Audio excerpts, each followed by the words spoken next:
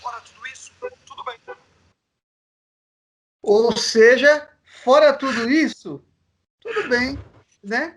Começando, diferentemente dos outros programas, começando esse programa de uma forma muito mais calma e explicando tudo que a gente sente, tudo que a gente está sentindo, de acordo com esse cenário, né? Que acontece um monte de coisa, mas fora tudo isso, tudo bem. E tudo bem com você, Vitor? Cara, tirando tudo isso, tá tudo bem. Tirando o inferno, o resto é céu, né? Ô Vitor, a gente começou o programa diferente. Você tá percebendo alguma coisa diferente ou é impressão minha? Cara, tá mais calmo, né? Tirando a música, não tem aquela gritaria de começo, aquela, Né? né, aquela pessoa Não sei o que é. histriônica, Eu não que sei o que fica é. Eu acho que é o gritando. aplicativo. A gente mudou o Eu aplicativo acho, de fazer a chamada. Eu acho que aí mudou essas coisas também. eu acho que é. Eu tô numa paz hoje, cara, sem aquela Cara. gritaria, Sim. surtos de berro, do nada. Tá Né? gostoso. Sempre quando eu vou ouvir o Piloto Central depois que a gente grava, é meio que uma sensação de que uma coisa falando sem pausa, assim, sem respirar, falando uma palavra atrás da outra. E agora eu sinto que eu respiro entre as palavras que eu falo, sabe? Exato. Não é aquele audiozão de WhatsApp, né, do seu tio, de 5 minutos, a pessoa não para uma metralhadora, né? Realmente, tá tudo tranquilo. É isso aí, Ah, é isso. é isso aí, E, galera. Começando mais um Piloto Central aí, vocês devem ter percebido que a gente tá sem o nosso, como é que chama? O chairman, o cara que comanda, que inicia falando, que chama as o notícias, mestre de cerimônia, né? mestre de cerimônia, é isso aí. Quem vai fazer essa é o Bruno, né, ô Bruno? Você que vai fazer Eu não toda. sei, né? Eu já fui MC aqui na Quebrada. E MC, diferente que o Silas falou em algum episódio aí, acho que ele falou que é Marcos MC, não lembro o que era, mas MC é mestre de cerimônia. É, E eu já exato. fui MC, então vou tentar aqui com a ajuda do Vitor. E já para começar, avisando vocês que começou o piloto, que nunca deixou de ser central. A gente quer falar para vocês as redes sociais aí. Nas redes sociais, eu vou fazer diferente do Silas também. Eu vou falar assim, ó, galera, procura aí Piloto Central. Se você achar, a gente está em todas. Está no Tinder, a gente está no TikTok. Se você achar a gente no Tinder, manda um match. A gente manda de volta, a gente faz um contato mais próximo. E a Piloto Central, tem uns que tem underline, tem uns que não tem underline, tem uns que tem espaço, mas a gente está em todas as redes sociais. Você procura aí Piloto Central, você vai achar. Estamos em todos os Se não lugares. achar, o Google corrige agora.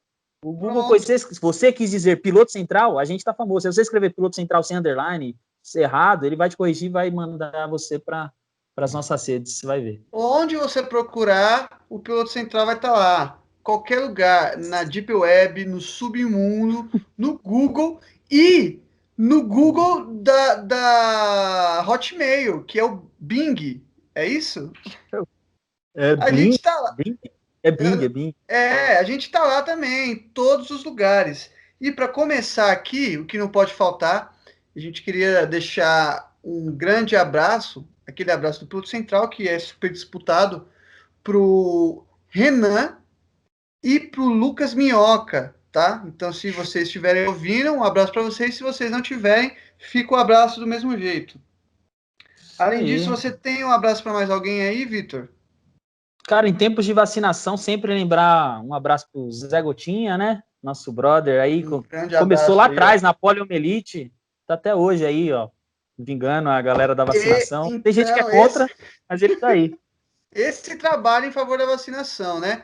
E Esse já trabalho, que a gente manda um abraço para o Zé Gotinha, outra pessoa que trabalha também numa grande propaganda de saúde, é o Zeca Pagodinho, né? Trabalhando aí para a Ambev, fazendo essa campanha em prol da saúde de todos, da saúde mental, né? E da saúde dos amigos ali que se reúnem para tomar aquele suco de cevada.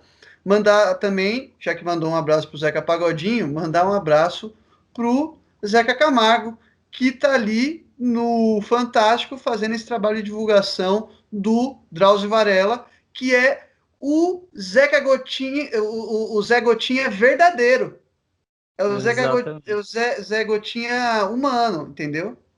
Não tem o Ken humano, tem o Zeca Gotinho humano, que é o É o Zé Drauzio. Gotinha, o Zé Gotinha o Drauzio Varela é o Zé Gotinha verdadeiro, né? Exatamente. Cara, É, você falou do Zeca Pagodinho aqui, antes da gente entrar nas notícias, eu fico imaginando como o cara é querido, né, velho? O pessoal é, fica falando, nossa, quando o Silvio Santos morrer, eu fico imaginando quando o Zeca Pagodinho morrer, esse país vai parar, que ele é querido por gregos e troianos, bolsomínios e petistas, o cara é foda. Um é abraço mesmo verdade. aí, Zé querido em todo o Brasil. Sim, sim, grande comunicador aí que quando ele fala, eu não consigo ficar sério. Imagina você sentar assim para. Eu já vi ele falando sério, mas é uma coisa tão linda, né? É uma coisa sensacional mesmo. Eu gosto muito do Zeca Pagodinho. Ele já fica doente, eu já fico chateado. Imagina quando acontecer Nossa, alguma coisa com ele. quando eu É, tô triste, velho, eu vejo um vídeo do Zeca Pagodinho. é isso aí. E, como sempre, a gente inicia o programa fazendo aquele panorama geral da Covid-19. E usando um dos nossos patrocinadores aqui, o site World Meters, a gente pode passar as informações aqui para você ao vivo. Ou seja, atualmente temos 26, salvo engano aqui, se eu estou mencionando certo, 26 e milhões 680.942 casos, sendo que desses todos temos 876.608 mortes de pessoas contaminadas pela Covid-19. E o número de recuperados, eu nem vou falar, porque eu acho que não é algo que deve se comemorar, né? Eu acho que o que a gente tem que pensar nas vidas que a gente pode salvar, né? Não é, eu acho que esse índice de recuperados, uma vez o Silas trouxe aqui uma fala do Átila, que você comemorar as pessoas recuperadas é igual você comemorar as pessoas, quantas pessoas baleadas você tem que não morreram de tiro, né? Nossa, temos aqui tantos baleados. Então, é isso. E, além disso tudo, recentemente temos no Brasil uma caída bem devagar do número de mortes no Brasil. Hoje, no Brasil, temos, deixa eu ver, casos de um acumulado de 4 milhões e pouquinho de casos confirmados e de óbitos, eu não sei aqui porque eu não estou achando, mas Mais de o 120 mil, né? aqui, ó, 124.614 mortos. E nas últimas 24 horas, 834 óbitos confirmados, né? Ou seja, a gente chegou a mais de 1.000, teve semana que passou a semana inteira mais de 1.000, e agora o número de mortos por Covid-19 gradualmente vai abaixando. Isso significa que a gente está chegando no fim, porque vai abaixando, ou seja, atinge um platô que eles dizem, né? O que os especialistas dizem? A gente tem uma ascensão dos números de morte, e aí um platô. Um platô é um patamar que continua sempre 1.000, e aí cai abruptamente, mas já se provou que não é assim, porque tem reincidências. né, de números de aumento de pessoas infectadas. Então, por enquanto está caindo, mas pode voltar a subir. Normalmente acontece isso nos outros países e a gente tem que se preocupar agora com não voltar a aumentar isso, né? Que é uma batalha muito grande também. Além disso, algumas polêmicas que envolvem a Covid-19, como o estudo que saiu recente sobre a vacina russa, a Sputnik V. Esse estudo ele foi publicado numa revista renomada de ciência, a The Lancet. O estudo sugere que a vacina tem resultados promissores, mas ainda a comunidade científica fica com o pé atrás, porque o método científico utilizado para comprovar a eficiência dessa vacina, ele foi um método que pulou algumas etapas, ele ou passou mais rápido do que devia por algumas etapas muito necessárias. Então, a comunidade científica, apesar de esse estudo que foi publicado numa revista muito conceituada, ele sugerir ótimos resultados, ainda a comunidade científica, de forma geral, tem um pezinho atrás com a vacina russa. Mas é aquela coisa, tá funcionando, não é de se jogar fora. Vamos ver qual é que é e tal, coisa e tal. Vitor, você tem alguma coisa para falar sobre a vacina russa, sobre esse panorama geral aí, Covid-19 no mundo e no Brasil? Sim, sim, vamos lá. Putz, eu vou contar mais uma sensação pessoal, mas eu acho que reflete bastante a sensação de bastante gente. Estava conversando com um amigo meu esses dias, não, bem poucos dias mesmo atrás, e ele me fez uma analogia que me pareceu bastante interessante. Porque, para mim, eu não sei, eu tive um impacto muito grande, principalmente essa semana. A gente já vê as pessoas saindo mais à rua, voltando à normalidade, mas essa semana, pelo menos para mim, na minha percepção, onde eu ando e tudo mais, foi muito, muito assombroso, assim, realmente, muitos lugares voltaram ao normal total mesmo. Eu estava conversando com ele sobre isso, daí ele me fez uma analogia que eu achei bem legal, que ele falou que ele viu um documentário do Everest, que eu não vi, mas que é o seguinte, as pessoas sobem o Everest com todo o cuidado do mundo, tomando todas as precauções, com todos os equipamentos, indo bem devagar, porque é uma subida muito perigosa, e quando chega lá, obviamente, é aquela festa, e elas descem mais tranquilas, vamos dizer assim, porque teoricamente o mais difícil já foi. E segundo ele, nesse documentário, que eu não vi, mas ele relata que o maior número de mortes que acontece no Everest é justamente quando as pessoas estão descendo, e que elas estão mais cuidadas e tudo mais, e que o pior já passou. E eu acho que a gente meio que está nesse momento, sabe? A gente já passou, teoricamente, pelo pior. A gente tem um platô estendido muito por irresponsabilidade, mas isso que a gente já falou bastante, daqui, responsabilidades governamentais de políticas públicas para o combate, acho que isso está muito claro para todo mundo. A gente ainda assim está num momento de queda. E parece que a gente está totalmente se descuidando. Ainda que a gente não esteja no número de 1.000 mortes por dia, a gente está na casa dos 800. Quando tinha 800 mortes na Itália, eu lembro que aqui era um faniquito, falou, meu Deus, como acontece uma coisa desse tipo? Então, assim, ainda que em queda, eu acho que a gente tá assim, a volta da normalidade está muito apressada, pelo menos assim, onde eu circulo, cara, muitos lugares, normal, normal, normal. Não sei se o Bruno tem essa mesma sensação, ou se é uma sensação muito pessoal.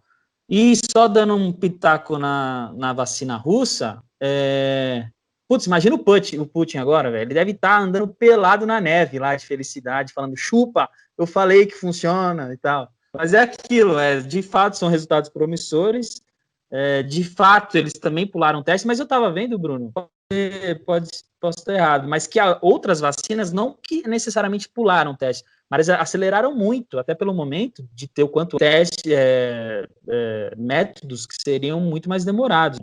Eu acho, e a Rússia acho que seguiu essa mesma linha, então não sei se ela está sendo irresponsável ou não, vale até a gente pontuar, talvez mais para frente, quando a gente vai ter a oportunidade de falar mais dela. Mas é isso. E sobre vacina, eu estava lendo também, que a OMS vai autorizar a vacina que fosse, se comprovadamente ela imunizar 50% das pessoas que forem vacinadas, ela já vai ser liberada, porque já vai ser um ganho muito grande. Outras vacinas não têm esse número tão baixo de autorização para poder rodar, porque, lógico, a pressa para a gente sair desse momento o quanto antes. Então, ainda que uma vacina não seja totalmente eficaz, segundo os dados da OMS, até 50%, se ela bater 50%, metade, imunizar metade, beleza, tá liberado, tá capau, e obviamente não ter efeitos colaterais. É isso, a princípio. Essa questão que você falou sobre a vacina russa, que seguiu um método muito parecido com várias outras equipes que estão desenvolvendo uma vacina, eu acho que sim, pode ser. Eu não conheço muito sobre os métodos científicos que as equipes estão usando, nem conheço muito sobre o método que a equipe russa, que está desenvolvendo a Sputnik 5, não conheço bem esse método que eles utilizam, e sei que também pode ser uma certa pressão ocidental, às vezes, né? Porque de quem a gente espera a vacina?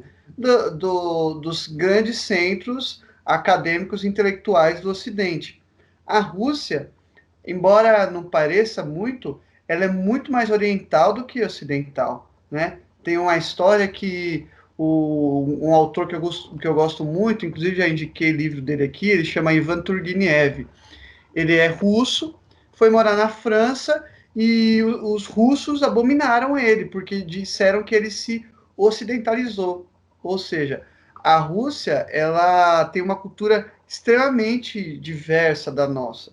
Então pode ser que tenha, ninguém espera que tenha uma vacina extremamente promissora que está na frente de todas as outras, tecnologicamente falando, né? A tecnologia da vacina pode estar na frente de muitas outras, ninguém espera que venha da Rússia. A mesma coisa que o Brasil anunciasse logo no começo, olha, gente, desenvolvemos já uma vacina, já estamos testando.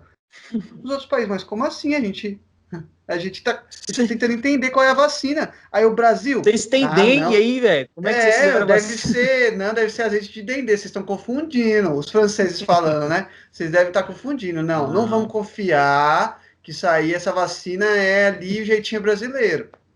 Pode ter um pouco de preconceito às vezes, né? Eu acredito bastante. A percepção construída ao longo dos tempos, né? É óbvio que a capacidade tecnológica de grandes centros do capital que financiam a grana, e até por estar tanto tempo na hegemonia global, né, de países de destaque, né? Você está falando de França, Alemanha, Inglaterra, né, falando da Europa ali, o centro do iluminismo, vamos dizer, pensamento iluminista, França, Inglaterra, depois Estados Unidos, obviamente eles têm uma capacidade financeira muito maior. E assim, é da onde a gente espera mesmo, né? E daí vem a parte do preconceito mesmo. O Brasil mesmo, ele tem um dos coquetéis mais, não sei se é certo falar assim, mas dos coquetéis mais efetivos para o combate da AIDS, por exemplo, produzido aqui, um produto nacional. Então, assim, a capacidade do cientista não diretamente está ligada à capacidade financeira. Obviamente, o país com mais grana vão financiar melhor. Isso tudo vai depender do político da vez, vamos dizer assim. Mas diz muito. Né? Acho que faz sentido. É claro que a gente não está dizendo que por haver preconceito, então a comunidade científica está sendo preconceituosa com a vacina russa. Não é isso que a gente está querendo dizer para o ouvinte, né? A gente está falando que sim, é preciso tomar todos os cuidados que precisa, mas há sim a possibilidade, e não é ilógico, na verdade faz muito sentido, haver um certo tipo de preconceito, né, intelectual. E, gente, questão de Brasil, a gente inventou esse corredor de arroz. Para quem inventa esse corredor de arroz, antes você tinha que lavar numa bacia e escorrer na outra. O brasileiro é um gênio. Lava aqui, faz assim, ó. Já escorre aqui para quem tá vendo no YouTube, já tá entendendo, ó. Lavou num cantinho, pronto, é brasileiro, gente. Aqui, ó. A gente precisa de quê? De tempo para, entendeu? Ver futebol. Deixa nós jogar que nós resolve. Mas é isso. Passando o panorama, eu não posso deixar de dizer uma coisa muito importante. Eu nem sei se eu sei falar isso, mas a notícia é. Foi? Olha, foi, É, hein? foi. Falou Foi. Nem vou legal, repetir voz aqui. interessante. Nem precisei gritar. A questão é o seguinte: em resposta a uma apoiadora, o presidente Jair Bolsonaro disse que, abre aspas, eu não vou imitar o Bolsonaro dessa vez, gente. Eu peço desculpas aos nossos ouvintes que já têm esse costume, mas o Jair Bolsonaro disse que, abre aspas, ninguém pode obrigar ninguém a tomar vacina. Essa apoiadora que questionou o presidente sobre a questão da vacina em massa, ela argumentou que em menos de 14 anos, ninguém pode colocar uma vacina no mercado ou uma vacina para ser aplicada em massa. O que ela está querendo dizer é que uma vacina que não levou 14 anos de pesquisa e estudo e testes, ela pode ser perigosa ou conter ali algum problema sério. Ela se diz farmacêutica e que ela entende que em menos de 14 anos ninguém pode colocar uma vacina no mercado. É preciso ressaltar que nenhum lugar no mundo está vacinando em massa e que ela já está pensando que isso vai ser um problema quando acontecer. A fala do Bolsonaro de que ninguém pode obrigar ninguém a tomar vacina, ela implica que alguém, eu, por exemplo, possa escolher não participar de um movimento sanitarista que está visando ali extinguir uma doença que às vezes é uma doença letal. Ou seja, coronavírus, matando um monte de gente, é senhorzinho morrendo, é gente adulta morrendo, é jovem morrendo. Ou seja, uma situação sanitária, uma situação social grave. O que você pensa? Vacina em massa. Ah, você não, seu filho não se vacinou? Não vai entrar na minha escola. Seu filho não fez isso? Não vai poder votar, não vai poder casar, como já foi no Brasil em algumas épocas, né? Se você não tomava vacina, não podia nem casar, você não tinha, não podia acho que nem tirar passaporte para sair do país, enfim, você perdia muitos direitos. Ou seja, você era obrigado a se vacinar. O Bolsonaro a dizer que ninguém é obrigado a. Você não tem que obrigar as pessoas a tomar vacina. Ele está dizendo que as pessoas podem escolher se vão participar desse movimento sanitarista ou não. Eu não combinei com o Victor quem vai começar comentando, mas já que eu estou nessa, né? Se a gente pensar que a gente escolher viver em sociedade, você tem que aceitar algumas regras, ou seja, eu quero aqui viver na sociedade. Eu não sou obrigado. Uma coisa eu concordo com as pessoas liberais. Tem um liberalismo extremamente radical, que é ninguém é obrigado a nada, né? Ah, eu não sou obrigado a pagar imposto, eu não sou obrigado a pôr meu filho na escola, né? Tem esse movimento extremamente radical. Eu acho que eu concordo em uma coisa com esse movimento radical. Ninguém é obrigado a viver em sociedade. Você pode ser um eremita, você escolhe uma montanha que nem é sua, porque vai ser difícil uma montanha ser sua, e se isola lá, você sai de manhãzinha para pegar sua lenha, para caçar seu peixe, você não vai precisar de ninguém, certo? No momento que você fala, pô, eu não sei produzir queijo, mas eu quero comer queijo, o que eu vou fazer? Vou viver em sociedade, porque lá alguém produz alguma coisa que eu não sei, certo? Então, a partir do momento que você aceita viver em sociedade, é aquela questão do contrato social, que muitos filósofos, como Rousseau, o John Locke e o Hobbes falaram. A partir do momento que você está vivendo, você aceita em viver em sociedade, é como se você assinasse um contrato social que você precisa ceder algumas coisas para você ter outras. Então, na questão sanitária, que envolve a saúde da população, se você não quer tomar vacina, você não está só se prejudicando, você está prejudicando as outras pessoas, porque se você não toma vacina, você está suscetível a se contaminar. Se você se contamina, tudo bem, o problema é seu, mas você é um vetor, ou seja, você está passando doença para as outras pessoas. Então, numa sociedade, você não vacina todo mundo para algumas doenças como a gripe. Você vacina quem é do grupo de risco e quem não é, fica meio que uma corrente em volta daquelas pessoas que eles chamam de imunidade de rebanho, né? Protegendo um certo grupo. Mais doenças como a que o Vitor comentou aqui do Zé Gotinha, que é polimiolite, eu acho que é assim o nome, né, Vitor? Poliomielite. Poliomielite, então, doenças assim são muito graves. Essas doenças, as crianças são muito suscetíveis a ela, e quando uma criança pegava essa doença, ela basicamente tinha uma chance de vida mínima, porque essa doença ela consome os músculos, às vezes é mais os músculos inferiores, né? Então, as pernas param de funcionar, as mãos param de funcionar, né? Os braços, na verdade. Então, a gente, no Brasil, basicamente, está muito próximo de extinguir essa doença devido à vacina. Se você escolhe que alguém não vai, se o seu filho não vai se vacinar com isso, é muito grave isso, porque é uma escolha sua que vai pesar sobre o seu filho, não é seu filho que está escolhendo. Então, quando você aceita o contrato social, você não pode pôr a vida dos outros em risco, nem a vida do seu filho em risco.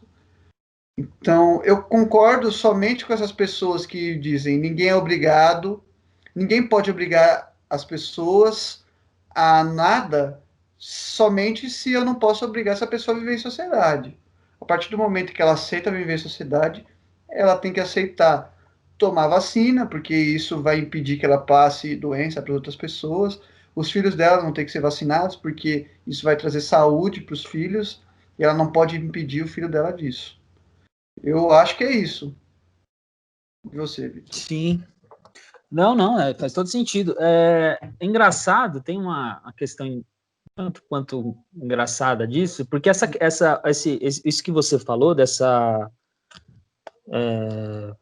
condição de matricular filho na escola, que mais previamente teria que mostrar carteirinha de vacinação e tudo mais, eu até anotei aqui, chama Programa Nacional de Imunizações, que foi criado durante a ditadura. Se a gente pode falar de algum legado da ditadura que sirva para alguma coisa, é esse programa, que condicionava as pessoas a viverem em sociedade, como o Bruno falou, a pré-condições básicas de você não... Porque, assim, tem aquela frase de efeito, que é seu direito acaba quando começa o meu. É algo assim, mas que dá para entender, que dá para colocar muito nisso. Se você quer viver em sociedade, você tem que fazer esse pacto, o mínimo de um pacto social, por mais liberal que você seja, de não colocar a sua liberdade individual, que ela coloque em risco a liberdade de outras pessoas. Eu não posso não me vacinar porque eu não quero e sair contaminando outras pessoas porque eu acho bonito e tudo mais. Eu fico questão, sempre jogando tipo assim, e outra questão interessante disso, não dá para falar que essa frase, para mim, é criminosa do Bolsonaro, foi uma das frases isoladas dele, porque a SECOM, que é a Secretaria de Comunicação, reafirmou justamente essa frase nas redes sociais dela, sabe? Então, assim, a gente está falando de um levante, e é engraçado, porque ele mesmo decretou na época do Mandetta, eu não sei se ele assinou sem ler, que o Mandetta condicionou algo muito próximo desse Programa Nacional de Imunizações, que condicionava a obrigatoriedade das vacinas. Não sei se ele assinou sem ler, para depois falar umas coisas dessas, mas é muito louco. Eu fico me questionando o porquê, né?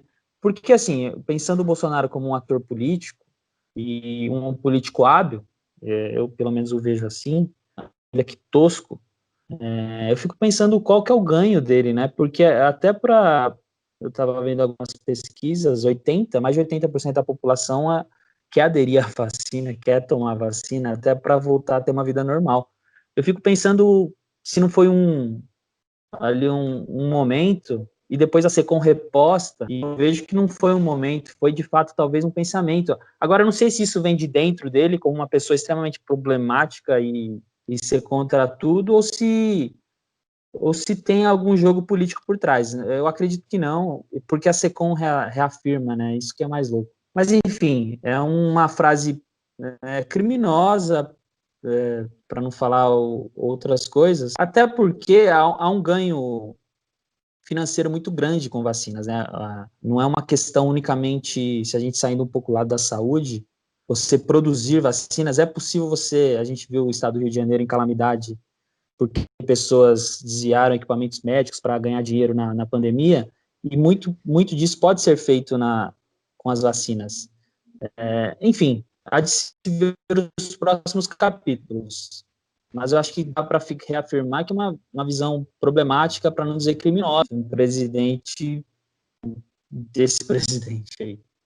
Ô Vitor, você acha então que essa fala dele, meio que estratégica, porque às vezes parece muito ensaiado. Eu também acho que às vezes parece que tem alguém plantado lá que vai fazer uma pergunta que ele já está pronto para responder. Eu falo isso porque você Então, lembra que ele desfilou na frente do exército, né?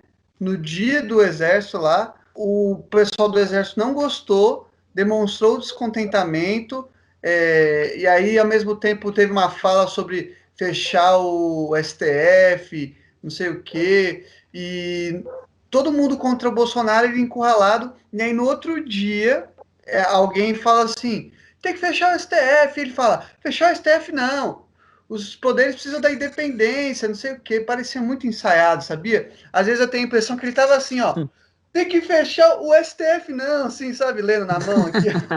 lendo. Parecia que ele tava Cara, olhando pra palma da mão, lendo alguma coisa decorada. Você acha então, que é meio isso, assim, e parece uma cortina de fumaça porque ele quer esconder alguma coisa? Então, essa cortina de fumaça faz muito sentido, porque quando eu falei é porque eu não tenho a matéria aqui, eu até não olhei, mas que começou essa questão da grana de cima da vacina, porque já começou um lobby em cima de que, porque ele já colocou um cara que é totalmente despreparado, um veterinário, que vai comandar o programa de vacinação nacional, eu esqueci o nome dele, enfim, procura aí, que eu não vou pegar agora, quem quer ouvir? Que é um cara da veterinária, que ele que vai comandar esse programa nacional, e ele foi criticado pra caramba, porque é um cara que nunca comandou nada próximo disso, e foi justamente colocado nessa posição de coordenar o programa de vacinação nacional. Ele meio que vai falar para onde vai as vacinas e tudo mais, coordenar a logística. Então, justamente vai de encontro com essa fala, que teoricamente são controversas, que ao mesmo tempo que ele está falando contra a vacina, ele está por trás criando um sistema de vacinação, de logística, enfim, e ao mesmo tempo que mais de 80%, segundo pesquisas, é a favor da vacina, então, politicamente, é muito tosco. Agora, só faz sentido o fazer como me parece que ele fez muitas e muitas vezes. Jogar o que é mais tosco possível para sair na mídia, para ser a capa, para tutelar a conversa nacional. Não à toa a gente fala dele aqui toda semana. O Jornal Nacional dele fala dele toda semana. De alguma forma, sendo tosco ou não, desmentindo o que ele falou uma mentira antes e pedindo desculpa, fazendo o que for, ele tutela o debate nacional. Então só me faz sentido ele jogar isso pelas ações que vieram juntamente com a fala, que é tutelar o debate. E assim, eu fico muito assim, de meio que achar que a gente está caindo na arapuca, sabe? Não a gente, piloto central em si, mas todo o debate nacional, né? Porque a gente sempre está falando dele e falando dessa galera que a Terra é plana, que é antivacina, e eles tutelam o debate. Ainda que para serem escorraçados, xingados e tudo mais, eles tutelam o que a gente vai falar, e a gente às vezes não fala de coisas primordiais, a gente está falando reformas que vão passar, e no piloto central a gente sempre traz, mas não é o debate nacional. Então, no Brasil vai ter uma reforma administrativa, provavelmente vai ter uma reforma fiscal, que são centrais para a economia, para o país, e a gente fica meio, sabe? Então Sim. faz muito sentido nesse cenário, porque pontualmente ela se desencontra com ações do próprio governo, entende? Uhum. Não, eu acho que faz sentido o que você está falando, e é muito difícil. E o mais difícil de tudo é que o Bolsonaro, ele não é claro. É muito difícil até você a gente sabe que ele está errado, mas quando você vai ficar caçando, ele falou isso, mas depois ele falou o contrário. Ele falou contra a vacina, agora a gente viu, né? Ninguém é obrigado, ninguém pode obrigar ninguém a tomar vacina, ao mesmo tempo que ele está coordenando um programa nacional de vacina. Ou seja, ele é paradoxal. Tudo isso faz com que a gente fale dele e só fale, porque fica confuso. A gente fale coisas aqui tentando explicar, só faça um esforço. Esse esforço, apesar de ser válido, no final das contas a gente só está falando dele, né? Eu acho que a Né? gente tinha que, na verdade, estudar mais, falar menos dele. Estudar mais. Depois que entendeu bem, vai lá e fala assim, ó, 14. É isso, entendeu? Velho, é foda. Mas a gente tá nessa arapuca aí, eu acho que o debate nacional mesmo. Mas enfim, é difícil sair, porque você não pode deixar também de combater falas desse tipo, sabe? Sim. É meio paradoxal, como você falou. É isso mesmo. Bom, mas acho que é isso. A notícia é a seguinte, uma notícia difícil. O ator Chadwick, acho que é assim que se pronuncia o nome dele, não sei. Acho que O ator conhecido por interpretar o Pantera Negra morreu aos 43 anos de idade após enfrentar por 4 anos um câncer de cólon. Além do filme da Marvel, ele fez outros filmes também, né? Eu fui pesquisar aqui, achei o Marshall, Igualdade e Justiça, e um filme também muito falado, que chama Ma Honey Black Bottom, que esse último que eu falei, né, Black Bottom, ele encenou mais ou menos recente, né? Não faz muito tempo, ele já estava com câncer. E esse ator, né, ele era de personalidade discreta, então a gente só ficou sabendo que ele estava com câncer agora. E, além disso, é, todo esse caso veio à tona não só pela gravidade, porque é uma pessoa, é um homem saudável, ele estava saudável, a gente assistiu, quem assistiu Pantera Negra aí, né, viu que ele estava fortão lá, bombadão, e foi diagnosticado 4 anos depois, jovem, 45 anos, ele morre. Então a notícia também veio à tona por causa disso, mas também pelo símbolo que o ator carregou ao interpretar um super-herói negro, né, num filme de superprodução. Então, esse símbolo é importante para muita gente que sentiu a perda desse herói. Ele é basicamente um herói, né? Igual o, pessoas que a gente viu encenar vários filmes e todo mundo admirava, as criancinhas olhavam, pensavam que queria ser igual, e tem a questão da representatividade, que sempre foi importante para muitas pessoas, e é uma notícia que gera muitas reflexões, tanto a questão da morte dele, uma morte precoce, quanto do símbolo que ele carregava, que eu acho que isso que foi o que mexeu mais com as pessoas. Muitas pessoas se viram representadas no filme do Pantera Negra, porque era um herói demais, assim, que tinha poderes e fazia aquilo outro, e a gente não tinha isso numa superprodução enorme, um super-herói negro, com todo o elenco negro. Então, a questão da representatividade marcou a vida de muitas pessoas. Você tem alguma coisa, Vitor, para nos dizer sobre isso? então, é sempre algo a se lamentar, né? Um cara muito jovem que estava despontando, provavelmente ele se manteria tipo, se colocaria num hall de atores muito potentes que tem nos Estados Unidos, negros também, Denzel Washington, enfim. E tudo indicaria que a carreira dele partisse por um lado nesse sentido, até porque, como o Bruno destacou, ele fez papéis relevantes antes, não tão em destaque, antes de fazer o Pantera Negra. Acho que essa questão da representatividade é o que mais marca, é o que mais choca. A princípio, é difícil dizer, mas ele acho que se torna um Marte, né? Quase um Marte, vamos dizer assim, justamente por ter morrido, né? Fica esse dilema, a pessoa só se torna eterna quando morre, né? Sei lá. Talvez ele não teria esse destaque que ele teve se não a fatalidade tivesse acometido. E é isso, eu acho que ele fica para a história como um ponto importante. Só que eu acho que vale a pena destacar eu sempre meio que vou um pouco para esse lado, que ele é um ponto importante dentro do cenário que a gente se encontra, né? Então a gente está falando de um ator, não, de um personagem, não vou falar do ator em si, mas de um personagem dentro de um cenário fictício da Marvel, que para mim é bastante problemático em vários pontos, e ele entra nesse cenário problemático de um contexto, se o Bruno quiser, a gente pode entrar um pouco mais a fundo, que não necessariamente idealiza para mim um real herói, assim, vamos dizer assim, né? É lógico que é uma coisa fictícia, não tô falando assim, sabe? Eu quero que o Pedreiro seja encenado no cinema porque ele é o real herói. Não é isso. Eu acho que o termo ficção entra na questão.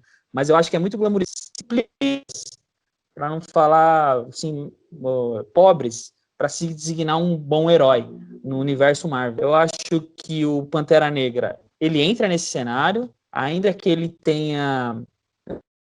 ele é um político, né, na cena, no filme e tudo mais. Né? Ele entra como um rei de Wakanda e tudo mais, ele é um político.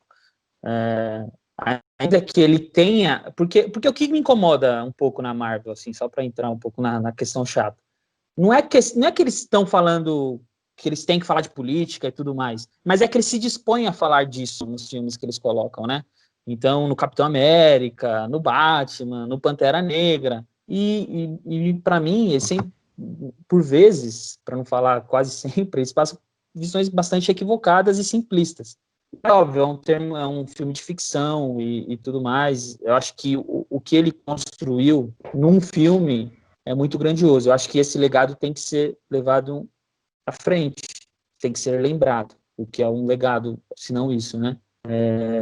Mas sempre que a gente puder problematizar em cima, acho válido, porque não é assim, nossa, é lindo, é isso, é perfeito, o Wakanda é aquilo, vai ser uma cidadezinha isolada no meio da África que vai mudar o mundo. Eu não vejo o mundo assim, e não vejo os heróis reais como os heróis da Marvel. Ainda assim, o legado fica, e o cara, de fato, foi um ator muito foda, e o filme é legal pra caralho. Tirando essas questões políticas que eu desacordo, o filme é Vitor, muito bom. e Uhum. você acha que então falta um filme da Marvel que o herói é aquele padeiro que acorda 3 horas da manhã Claro. para chegar na padaria 3h30, fazer o pãozinho, para quando você acordar 7 horas da manhã, ter pãozinho, Aqui, ó. sonho, ter misto quente. Você acha que esse é o filme que falta? Falta esse. Chegar na chapa lá. Você nem sabe aquele padeiro que você nem pede, ele te conhece pelo rosto. Você fala, ô patrão, Sei. já tá na sua mão? Esse cara tem que ser glorificado. Ele sabe o que você quer sem você pedir. Você chega, já tá um pingado e um É pão o na super chapa poder com dele, requeijão em inclusive. cima, porque ele sabe o tanto que você gosta. É o super padeiro. É o que a gente falava no começo, né? O Capitão América Latina, né, velho? Tem que ter esses Sim. caras aí. O Capitão América Mas Latina enfim, é o cara que acorda 3 horas da manhã, para quando der 4 horas da manhã ele desembaraçou a rede, 4h30 ele tá jogando a rede lá no mar para trazer tudo, para quando você for almoçar lá 1 hora da tarde, porque você acordou 7 horas, 9 horas da manhã, tá o seu peixinho ali, entendeu? O super-herói é o agricultor brasileiro. imagina o Marcos Pasquim fazendo esse cara aí, esse pescador aí. Ia ser sucesso Então, mundial. eu já imagino, porque ele já fez o papel de pescador lá. O superpoder, ele pega o remo dele aqui, ó. Não tem espada, não tem escudo, é um remo e um bote. Nossa, velho. E os peixes que são novinhos, ele devolve. Ele nem pega pra comer, ele devolve. Não, isso aqui é. Ah, É, fera, velho. não precisa de Aquaman, é esse. E o Flash é o motoboy que entrega o seu ofício no horário do almoço, na É o velocidade da cara luz. da rapidez aí do. desses aplicativos. Esse é o The Flash. Sempre tem um paralelo, entendeu? Tem o Batman, Sim. tem o... não achei o do Batman, mas sempre tem paralelo do mundo O real. Batman é um marronzinho que o cara estacionou na calçada da escola, ele vai lá, chega com a voz grossa e dá aquela multona pro cara de Hilux. Ele é a vingança, entendeu? Ele é a vingança. Eu vou Batman. Quem que seria o... Nem sei mais quem que tem. Eu não sei mais. Eu sou muito ruim de Marvel. Não sabe de... Ele falou aqui que o Batman é da Marvel. Nossos ouvintes já pararam de ouvir nesse momento. Não é, né? É da DC. Isso, Cara, é da ruim, Panini. É do SBT, o Batman é do SBT, para quem não sabe. O SBT. Ele passava depois do Tiquititas, eu lembro. Isso. Bom, o que eu penso dessa questão aí que o Vitor falou sobre representatividade nos filmes, falar de política no filme, né?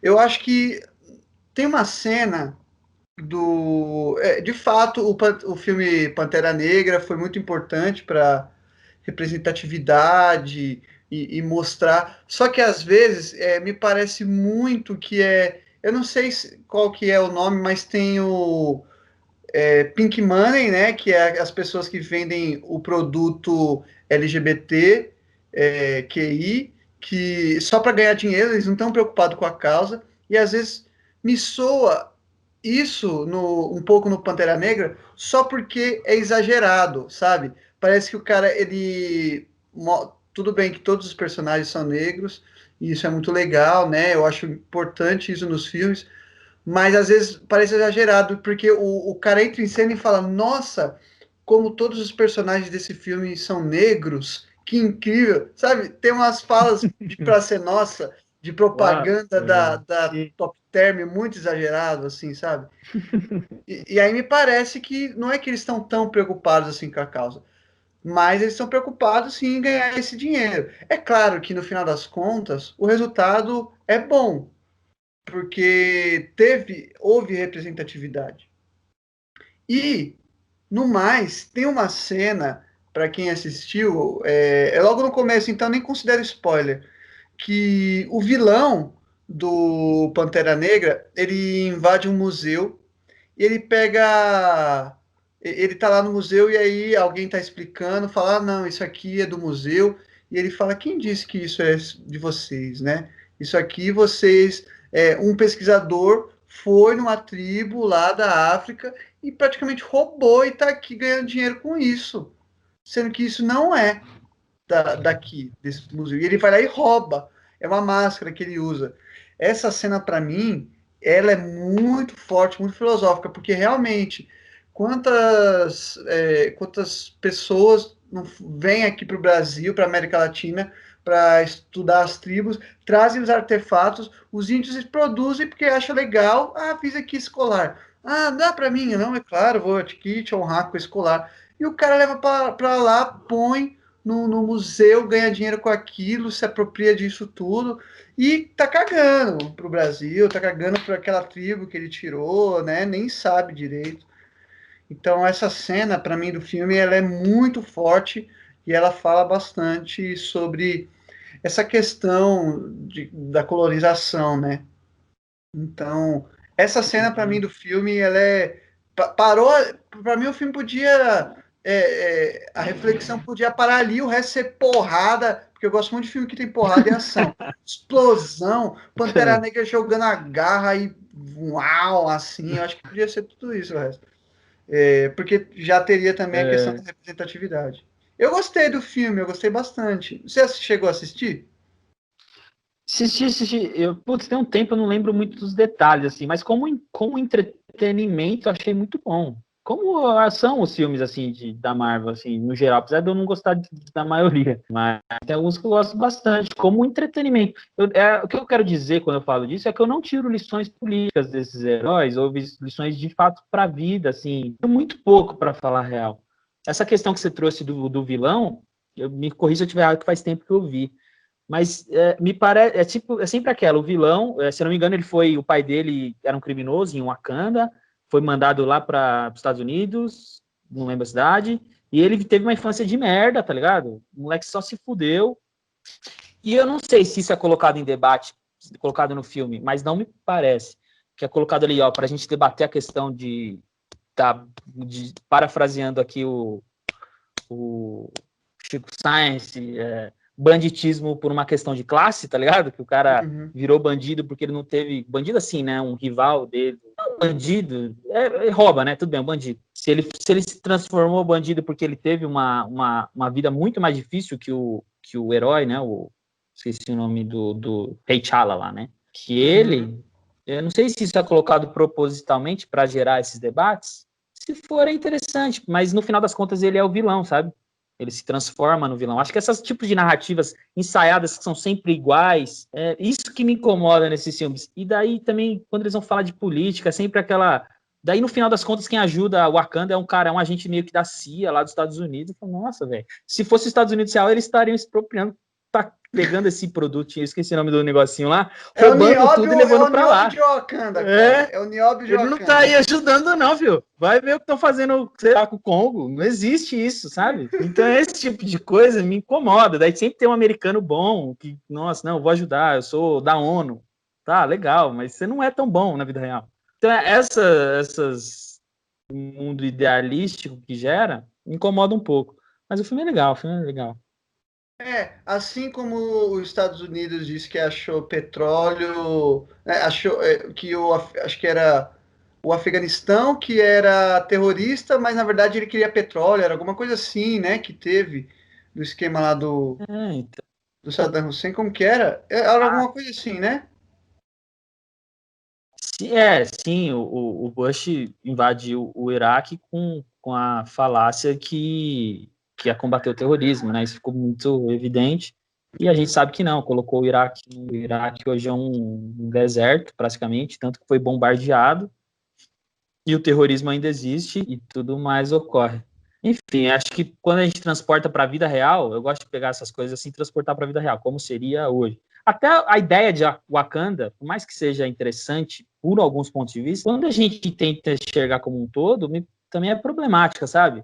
Tipo, você criar um centro tecnológico pequeno, né, se comparado ao tamanho de um continente, que seria assim, o guia para todo o restante, né? Eu não sei se essa é exatamente a ideia, faz tempo que eu vi, mas é como me parece como o Wakanda é visto como no geral, como se deslocou para a sociedade. A gente vê que aquele lugar, um lugar idealístico, que é uma terra onde a tecnologia serve o povo e tudo mais, isso é muito fictício, isso é muito longe de qualquer realidade possível. Se existir, e tanto é que gerou, a gente fez até tem um tempão já, que a gente debateu quando o Akon, ele quer criar uma, e tá até colocando grana fodida numa Wakanda da vida real. O que é a Wakanda da vida real? É um território pequeno, que vai ser colocado muita grana, vai ser um território provavelmente muito tecnológico, só que vai ser para quantas pessoas? Do que a gente está falando quando a gente fala do Wakanda da vida real? O que é viável?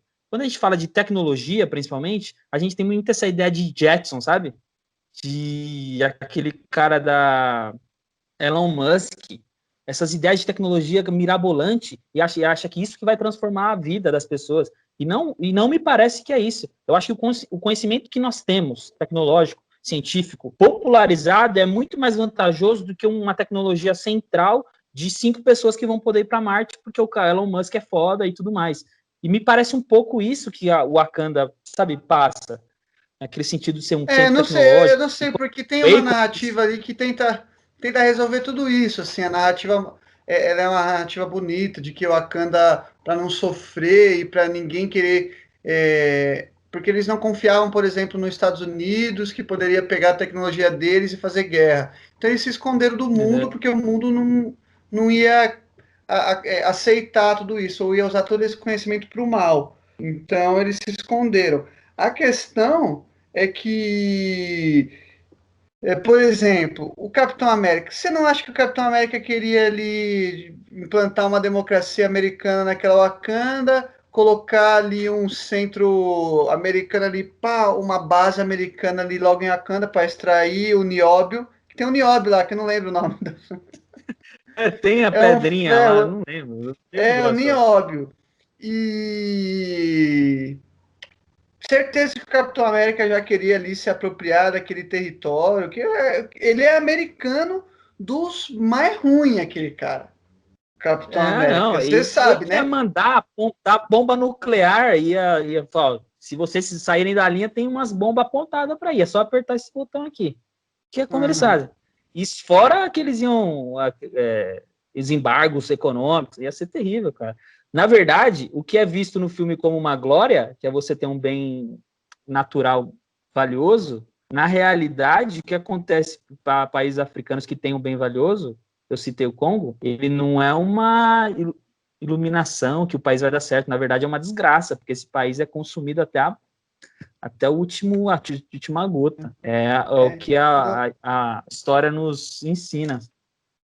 no final das contas, então, o Wakanda é uma utopia, assim, né? É um lugar que não existe, É, que é perfeito. Você imagina ele de forma perfeita. Lá, as pessoas negras não sofrem preconceito, elas têm acesso à tecnologia, à saúde, aos bens ao bem comum, né? E é uma África rica de natureza, né? E isso é usado para o bem, ao contrário do Congo, como você disse aí, que é explorado de forma violenta, né? Eu acho que tinha que ter. como utopia funciona muito bem, sem dúvida. Aham. Eu acho que tinha que ter tipo um filme do Pantera Negra, uma Wakanda, só que aqui no Brasil, um esquema assim dos índios, que na verdade eles escondem lá um negócio super tecnológico, e que aí eles têm uma cuia, uma cabaça que é super tecnológica e tal, né? Eu acho que Isso é tinha que ter, meu, embaçado. seria legal, né? Seria da hora. Tem aquele filme do. É que não é bem isso, né? Mas tem o Bacurau, né? Que tem umas bagulho Ah, bem sim, mas futurístico. Só que não é meio não que uma tá a coisa favor da hollywoodiana. população. Não tá a É, favor dos é. inimigos, vamos dizer assim. Isso, isso. Bom, falando tudo isso, toda essa baboseira que a gente falou, a notícia é o Trump, o Bolsonaro americano, porque não é o Bolsonaro que é o Trump brasileiro, né? É o Trump que é o Bolsonaro americano. Não lembro, não sei a data, mas ele incitou os seus apoiadores a votarem de forma duplicada. Ele fez isso argumentando que é uma forma de testar o sistema eleitoral, né? Só para esclarecer aqui, nos Estados Unidos é possível você votar pelos correios, né? Tem um procedimento especial que você vai lá e consegue remeter o seu voto por correio. E nos tempos de Covid-19, essa prática nas eleições ela vai crescer, sei lá, 300, 400, 500%. Muitas pessoas vão querer votar pelos correios. E não basta os correios terem que enfrentar adversidades climáticas, ou seja, está chovendo, tem que entregar aquela carta, está ventando forte, tem que entregar aquela carta. Eles têm que enfrentar agora adversidades políticas, porque sabendo que muitas pessoas vão votar por correio, o Trump provocou os eleitores a votar por correio e depois disso irem até a base de votação, pedir para votar só para ver se computaram o voto pelo correio. Ou seja, o Trump falou assim: você manda sua cartinha por correio, votando, e depois você vai até a base e fala, queria votar, e fica meio desconfiado. Ah, mas o senhor já votou. Como você sabe que já votei? Não, porque eu tenho sua cartinha aqui. Ah, então tá certo. Mas, caso contrário, se o sistema eleitoral americano não funcionar direito, você vai conseguir votar duas vezes. É isso que o Trump provocou, né? Essa discussão. Uma coisa interessante que também envolve essa notícia é que em alguns estados, inclusive o estado em que ele falou isso, que era uma conferência, é proibido por lei você incitar voto duplo. eu não sei quem criou essa lei específica, mas é proibido, por lei, você incitar voto duplo. Fora que isso é uma provocação do Trump a favor da desordem da votação, né? Nos Estados Unidos você não é obrigado a votar, vota quem quer, e é um sistema assim, por exemplo, não tem aquele voto digital, é papelzinho, a contagem é um por um, é um, dois, três, errou, conta de novo. Então ele quer arrumar o caos nessa estrutura toda, né? O que é curioso que ele discorda do sistema, da forma em que o voto acontece, e isso ele é muito incomum com o Bolsonaro, porque o Bolsonaro quer mudar também, ele também é contra o sistema de votação brasileiro.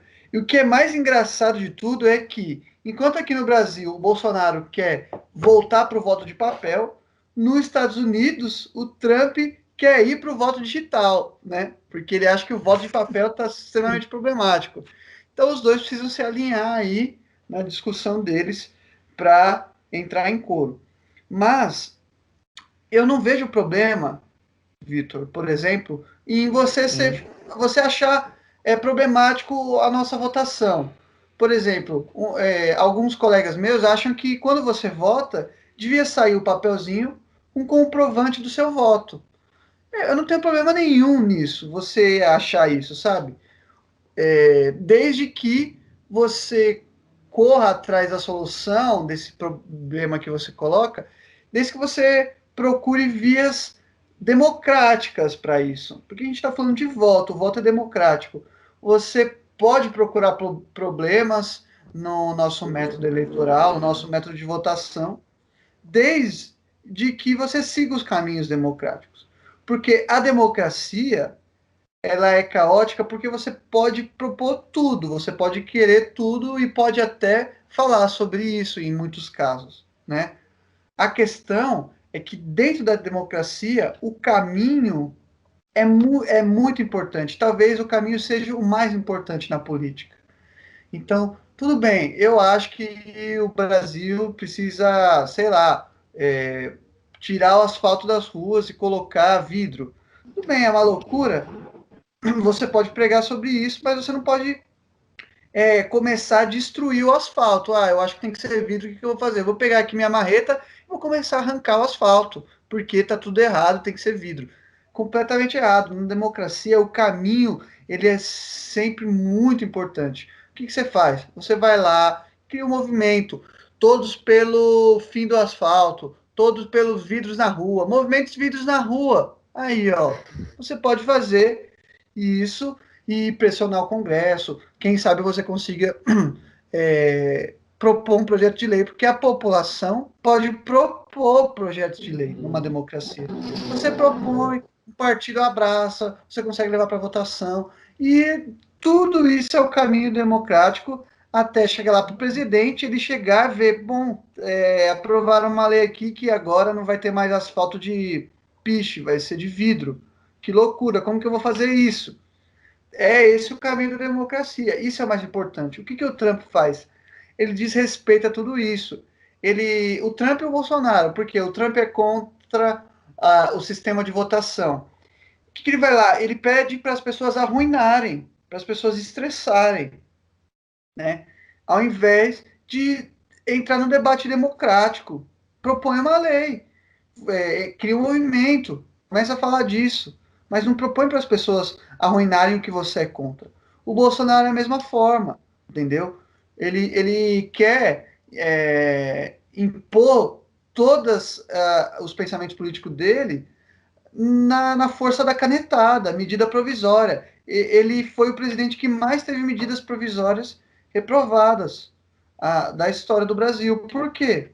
Porque ele não tem diálogo. Ele põe a medida provisória e já era. Aí o que acontece? O Congresso vai lá e reprova. Por quê? Ele não segue o caminho da democracia. É por isso que eu sou a favor da Marina Silva, porque tudo ela quer resolver democraticamente, sabe?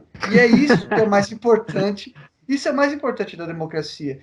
Não é o ideal político que você segue, é o caminho que você segue. Você tem que seguir o caminho democrático, sabe? Então, é isso que eu penso disso tudo que o Trump falou. Claro que tem várias outras implicações disso tudo, mas, na minha opinião, esse é o maior problema. O maior problema não é nem a ideia de jirico do Trump, mas é o caminho que ele quer destruir, entende? Sim, sim. Você falou do piche no asfalto, eu lembrei de uma coisa que aconteceu recente. Eu moro num prédio antigo tal, e sabe aquelas trepadeiras que sobem muro? Aquelas plantas que ficam assim, e dela cobre o muro. É bonito, se você cuida, é bonitinho. Daí o síndico lá do prédio, nem é síndico, ele era um morador, mas ele tinha bastante experiência, ele já foi síndico várias vezes. Ele chegou, eu lembro que um dia a gente estava conversando, ele falou, nossa, mó feia essa trepadeira, né, Vitor? Eu falei, nossa, só dá mais, não tá bonita não. Sabe o que ele fez no outro dia? Ele arrancou toda a trepadeira de todo o muro do prédio, ficou aquele muro de concreto todo cagado. Tá vendo? Não é democrático, velho. Ele arrancou o negócio só porque eu concordei com ele. Eu falei, olha que louco. Mas lembrou um pouco Esse aí o movimento que o Bolsonaro pratica, entendeu? Ele é contra o Congresso, ele prefere que feche, ao invés de debater de forma democraticamente, sabe? O caminho é a coisa mais importante. Todos os ideais no Brasil deveriam defender esse caminho. Sim, não, eu acho assim, a conciliação sempre no diálogo é o melhor caminho, é o caminho da política. Eu só gosto de pensar, como já falei várias vezes, que há forças maiores em vários cenários, mas acho que nem vou entrar muito nisso. O que eu queria entrar também um pouco nessa fala do Trump, que me chamou bastante atenção, é que por mais que eu tenha críticas inumeráveis à democracia, entre aspas, dos Estados Unidos, eles sempre a colocaram, ou sempre pelo menos colocaram uma máscara de que ela é intocável. Por mais que a gente critique todas as ações, se a gente interpreta a democracia como algo internacional, então os Estados Unidos está longe de ser um país democrata, porque ele não o faz para os seus países que ele, digamos assim, coloniza, entre aspas. Mas internamente, ao menos, ele sempre me transpareceu essa democracia intacta, sabe? Você pode ser o lixo humano que você é, como foi Bush, como é Trump e tudo mais. Mas o intocável aqui a gente tem. Pelo menos me parece que o orgulho dos Estados Unidos é esse. A gente tem uma democracia, a gente vota, a gente...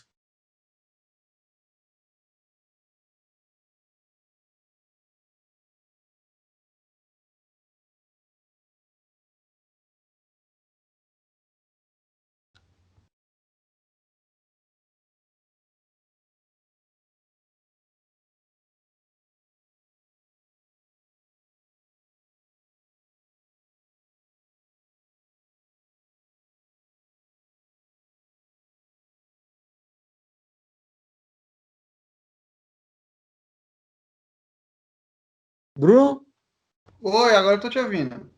caiu aí? Caiu para você também?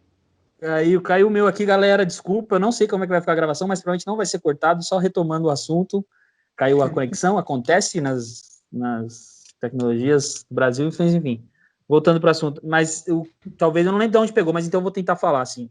Estados Unidos sempre pareceu ser essa democracia intocável, das pessoas terem as liberdades individuais muito respeitadas. Por mais que há controvérsias, acho que a população negra tem muito a dizer sobre isso, mas era algo meio intocável. E parece que ele rompeu uma barreira, sabe, o Trump, quando ele fala isso. Porque mais atrocidades, talvez até piores do que essa ele cometeu, quando ele fala, porque teve uma fala que ele falou, que ele fez junto nesse contexto que o Bruno trouxe pra gente, que ele falou assim, ó, se eu perder, com certeza é golpe, é errado, é fraude, sabe? Coisas pouco prováveis ou quase inimagináveis para o cenário americano. A gente vê isso muito acontecendo em Venezuela, em Brasil, que são teoricamente democracias menos consolidadas. Para lá, isso é um cenário meio catastrófico.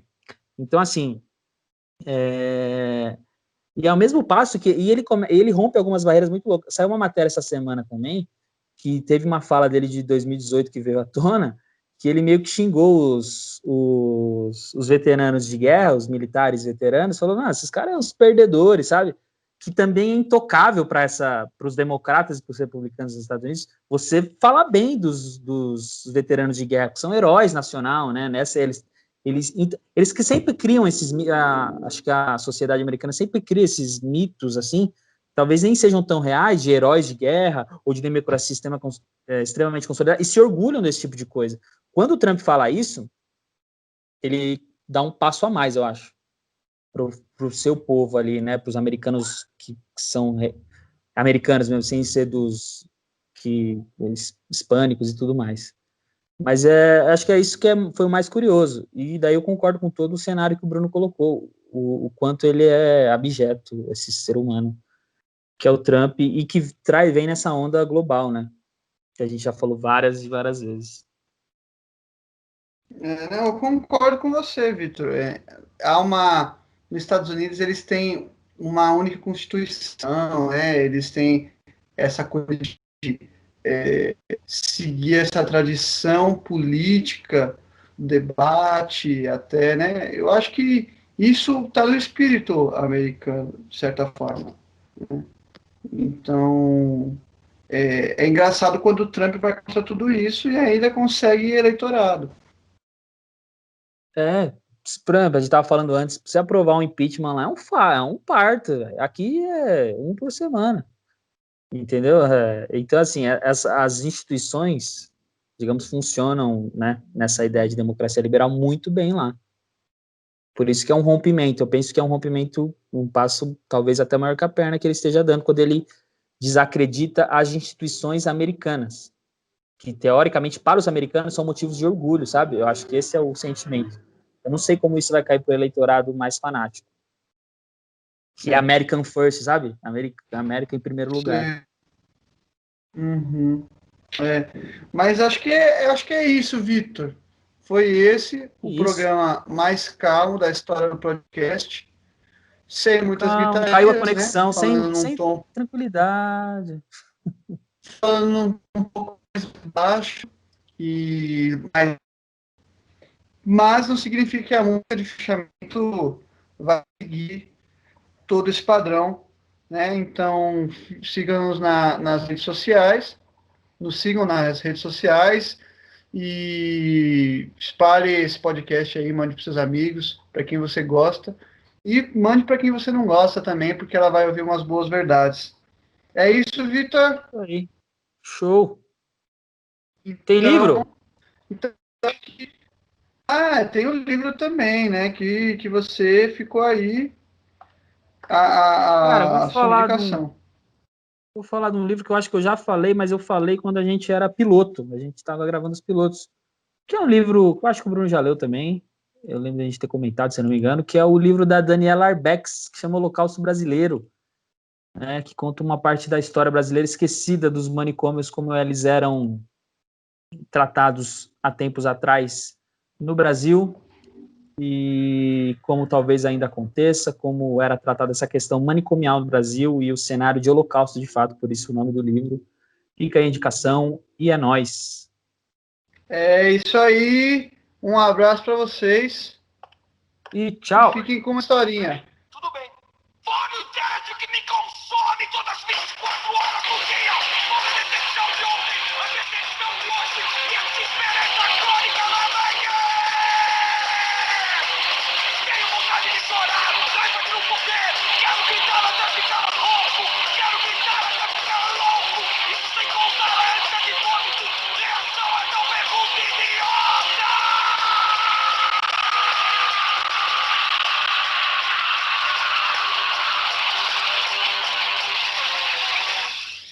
Show!